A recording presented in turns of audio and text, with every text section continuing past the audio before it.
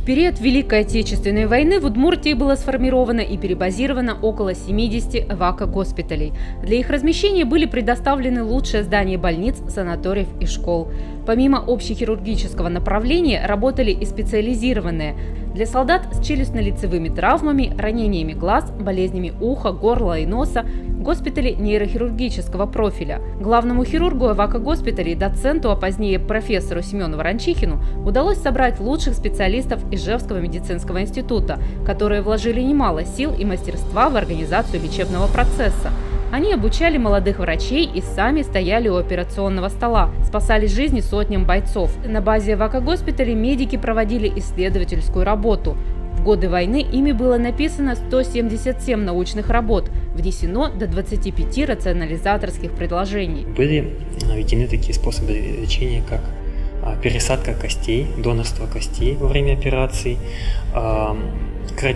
кардиооперации на сердце, в случаях, если боец был ранен осколком снаряда или пули в сердечную область, сердечную мышцу. Такие операции тоже уникальные проводились у нас в ижевских госпиталях. И в том числе в отсутствие необходимых материалов, например, для перевязки, бинтов и прочего, была придумана такая практика, как собирательство лечебных трав в Ижевске и в окрестностях, чем занимались местные жители. Врачи Глазова с мая 1942 года организовали в госпитале торфолечение. Широко применялась лечебная гимнастика. Зачастую роль медсестер выполняли школьницы, окончившие срочные 7-месячные курсы. Одновременно с дежурствами они продолжали учиться. Крупный госпиталь располагался в здании Сарапульского дома советов. Поезда с ранеными на станции города останавливались всю войну. Медперсонал работал как на конвейере.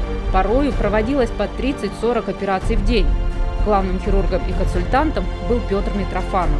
К шефству над госпиталями были привлечены сотни республиканских учреждений, промышленных предприятий, колхозов и совхозов. Подшефные госпитали обеспечивали дровами, ремонтировали помещения, снабжали дефицитными материалами. Шефскую помощь оказывали и образовательные учреждения. Дети устраивали читки газет, концерты, театрализованные представления. Многие лично дежурили ночами у постели тяжело больных, стирали им белье. Исключительным успехом пользовались концерты художественной самодеятельности. В госпиталях Удмуртии обеспечивались высокие показатели возвращения в строй после излечения. Более 60% раненых. Большое значение в деле быстрейшего излечения раненых имело донорское движение. Около 1000 доноров Удмуртии сдавали свою кровь для бойцов Красной Армии. Хотите знать больше? Оставайтесь с проектом про 100 лет Удмуртии.